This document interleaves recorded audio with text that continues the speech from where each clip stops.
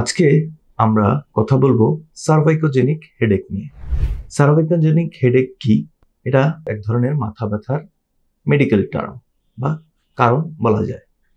এক্ষেত্রে সাধারণত হেডেক ঘাড়ের কোনো জয়েন্টের বা নার্ভের প্রবলেমের কারণে হতে পারে।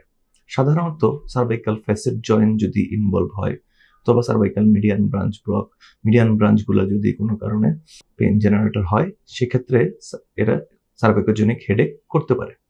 এ ধরনের সার্ভাইকোজেনিক হেডেক রোগীদের বিভিন্ন ধরনের ফিচার থাকতে পারে, যেমন মাথা ব্যথাটা সাধারণত এক পাশে হয়। এক পাশের মাথা ব্যথাটা সাধারণত ঘাড় থেকে ধরে সামনের দিকে আসতে পারে, চোখ অথবা তার আশেপাশেও ব্যথা থাকতে পারে। এর সাথে সাধারণত চোখ দিয়ে পানি পড়া, চোখ লাল হয়ে যাওয়া, বমি আসা, বমি ভাব বা আলো সহ্য করতে না পারা, সাউন্ড সহ্য করতে না পারা, এই ধরনের সিমটমগুলো কমনলি থাকে না। এই ধরনের সিমটমগুলো মাইগ্রেন যাদের আছে তাদের কমনই থাকে। কিন্তু মাইগ্রেনের হেডেকটা যদিও মোস্ট পেশেন্টের ক্ষেত্রে এক পাশে হয়, কিন্তু এরা বাম পাশের থেকে ডান পাশে, ডান পাশের থেকে বাম পাশে যেতে পারে।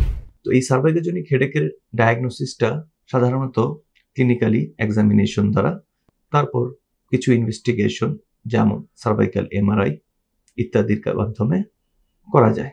অথবা অনেক ক্ষেত্রে ডায়াগনোসিসের জন্য ডায়াগনস্টিক ব্লক ব্যবহার করা হয়। তো এর ট্রিটমেন্ট কি?